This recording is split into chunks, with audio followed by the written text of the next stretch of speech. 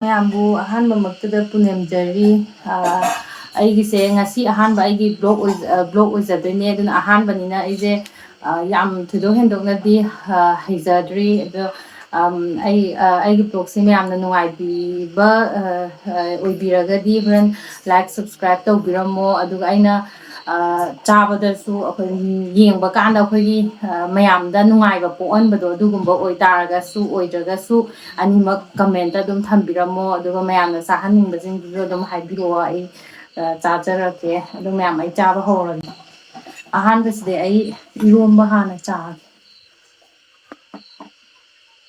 ꯏꯔꯣꯝꯕꯅ ꯈꯔ ꯄꯥꯝꯃꯦ ꯌꯣꯡꯆꯥꯛ ꯃꯔꯨꯒ ꯇꯧꯔꯒ ꯌꯥꯎꯕꯁꯤꯗ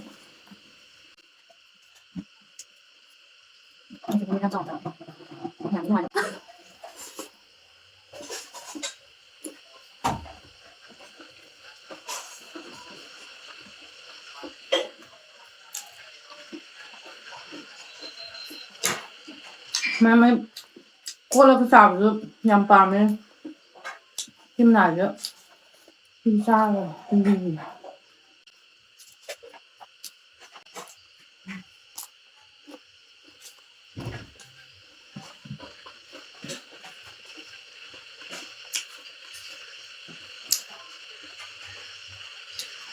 ꯏꯔꯣꯝꯕꯁꯦ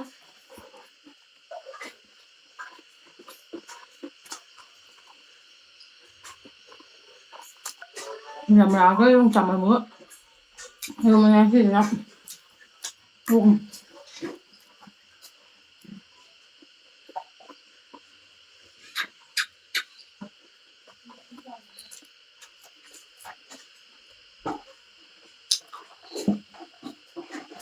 ꯂꯣꯏꯅ ꯀꯩꯅꯣ ꯇꯧꯁꯜꯂꯝꯃꯦ ꯈꯥꯔꯣ ꯈꯥꯕꯤꯅꯦ ꯃꯌꯥꯝ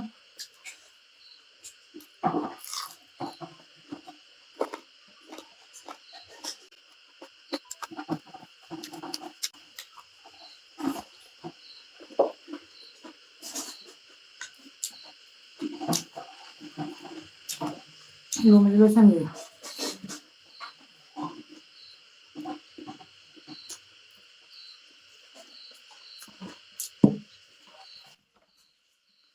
한덕기스나 꺾다가 통번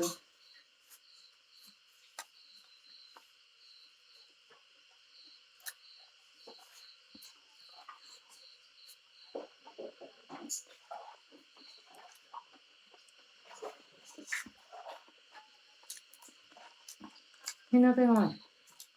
그렇게 노만 하나? 노만 하면서 몸에 벗고도 좀 하오. 싸움 싸게 또 바이블 좀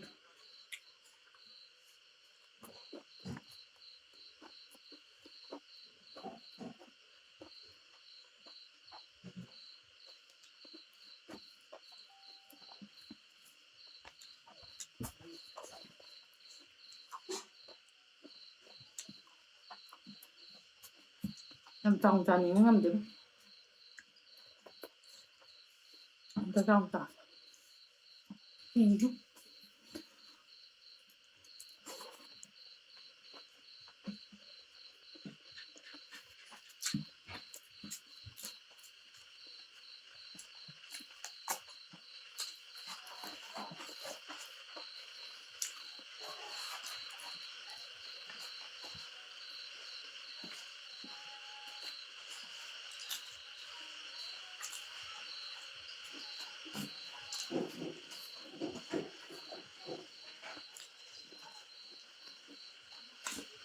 이거 참비지 않네 이게. 물 꽃뿌리가 뭐야?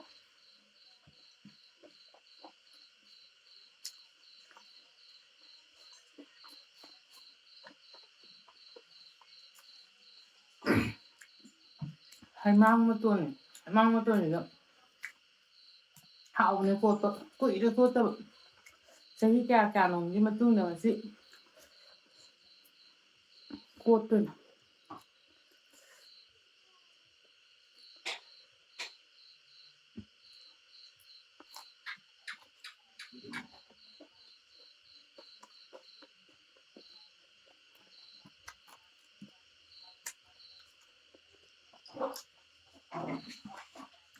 Hảo á, mang cái gì ạ? Quỳ đây ạ.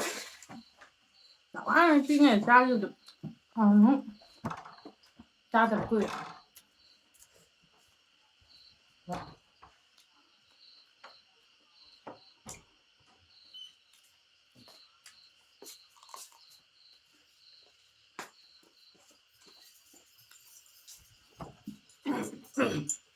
Ôi mà, ngon cực.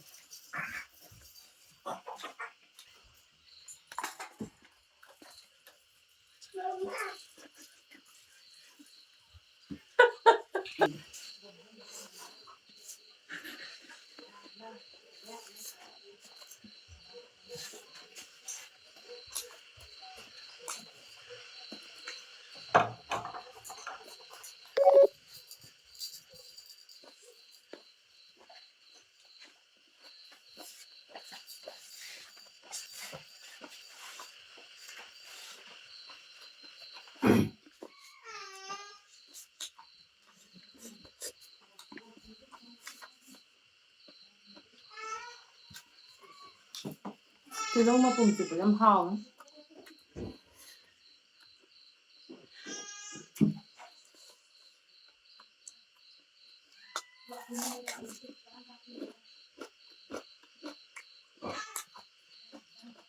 Hào á, hào từ bấm teo.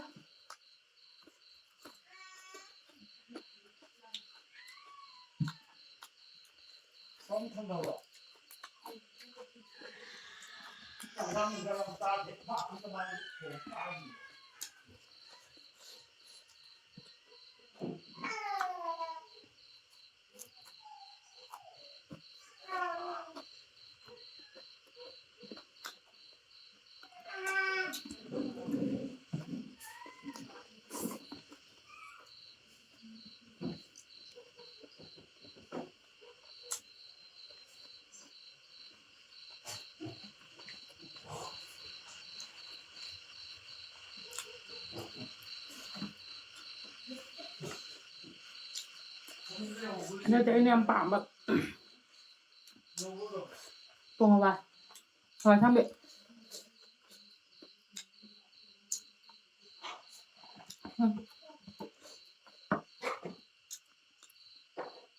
Cùng vào đấy.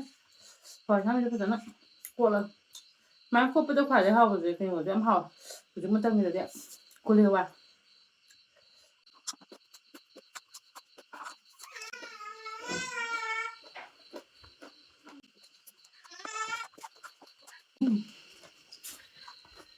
Hả?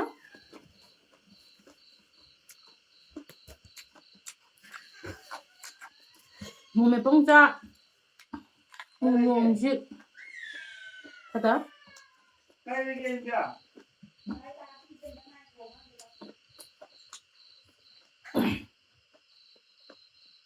Nó làm không có.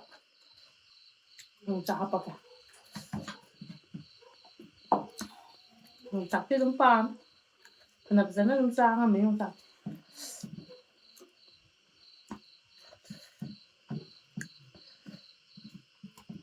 Mua cái rút sạch có tàu lý có đây để xài luôn.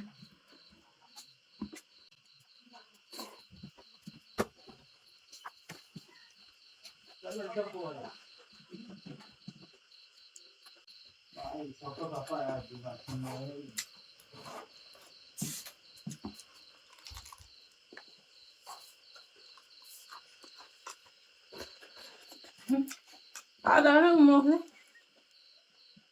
Hả? Mà hơi là tôi. Hai.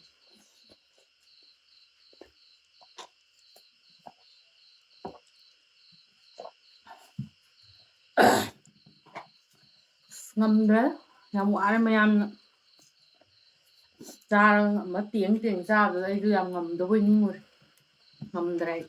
Wow. Mà khi ở hang đấy như cha bao ngầm đó nhà ngoại mà em ra rồi đây ăn ngầm đối với ma luôn này bạn ăn ngầm cả mà thân gì đã phát triển á một lối nó phát triển ra tiền là xịn ăn sao bây giờ tụi mày ra cái mà thân đây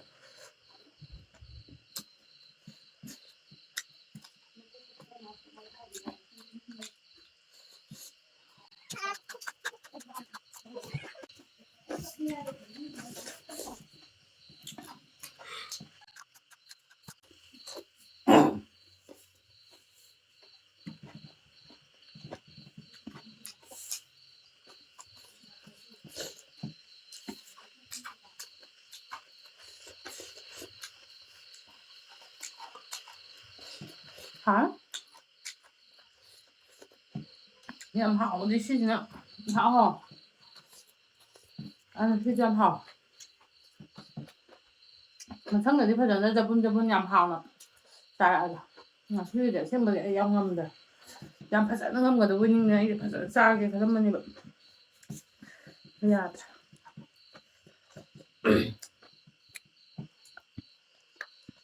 ꯃꯌꯥꯝ ꯉꯁꯤꯒꯤꯗꯤ ꯂꯣꯏꯁꯤꯜꯂꯒꯦ ꯃꯌꯥꯝ ꯋꯥꯔꯧ ꯌꯥꯗꯦ ꯑꯍꯥꯟꯕꯁꯦ ꯌꯥꯝ ꯐꯖꯅ ꯆꯥꯅꯤꯡꯕꯅꯦ ꯑꯩ ꯁꯤ ꯃꯌꯥꯝꯁꯦ ꯂꯣꯏꯅ ꯆꯥꯒꯦꯅ ꯇꯧꯖꯕꯅꯦ ꯉꯝꯒꯗꯕ ꯌꯥꯝ ꯃꯥꯟꯕꯅꯦ ꯑꯗꯨꯒ ꯉꯝꯗ꯭ꯔꯦ ꯃꯊꯪꯒꯤꯗ ꯑꯩ ꯐꯖꯅ ꯆꯥꯕ ꯉꯝꯅꯕ ꯍꯣꯠꯅꯖꯔꯛꯑꯒꯦ ꯃꯌꯥꯝ ꯅꯨꯡꯁꯤꯕꯤꯗꯨꯅ ꯂꯥꯏꯛ ꯁꯕꯁꯀ꯭ꯔꯥꯏꯕ ꯇꯧꯕꯤꯔꯝꯃꯣ